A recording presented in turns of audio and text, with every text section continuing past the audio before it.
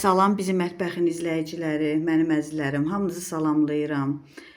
Bugün mən toyuq ciyərindən paştet hazırlayacağam. Bunun üçün mənə yarım kilo toyuq ciyəri lazımdır.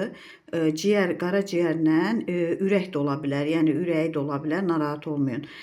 Və bunu biz deməli əvvəlcədən təmizləmişik. İndi isə suda qaynadacağıq ki, çirkli suyu getsin. Baxın, qazana tökdük, üzərinə soyuq su tökdüm və elə bir ki, çirkli suyu çıxana kimi qaynadıb götürəcəyik.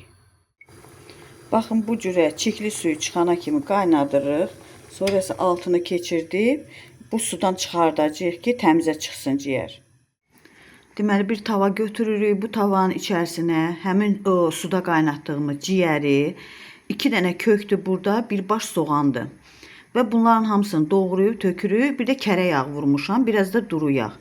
Bunu qovuracağıq. Biraz qovrulanda, suyu çəkiləndə artıq götürəcəyik. Bu arada mən 2 dənə də yumurta suda qoymuşam bişməyə.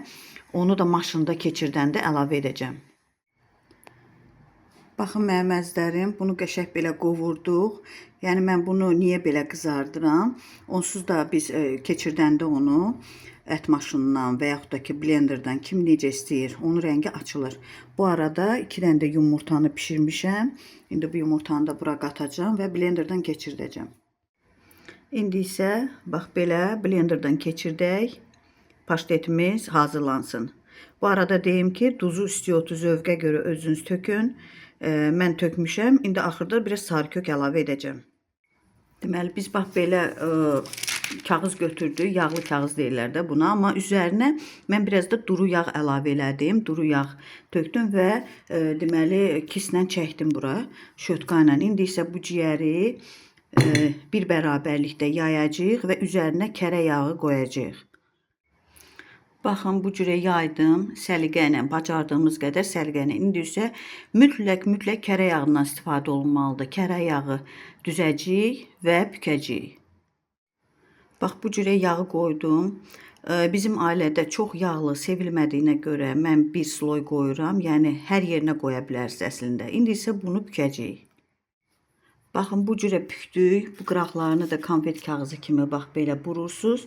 Bir dənə də striç klonka götürürük. Striç klonkaya büküb qoyacağıq soyuducuya. Hardasa bir neçə saat qalmalıdır ki, bu özünə gəlsin. Sonra isə kəsim halında mən sizə göstərəcəm. Artıq bir neçə saat keçdi. Hardasa 2-3 saat keçdi. Paşteti mən doğradım. Bax, kəsim halında bu cürə olur. Çox dadlı, çox ləzzətli paştetdir. Buyurun, siz də bişirin, evinizdə nuş eləyin. Sağ olun.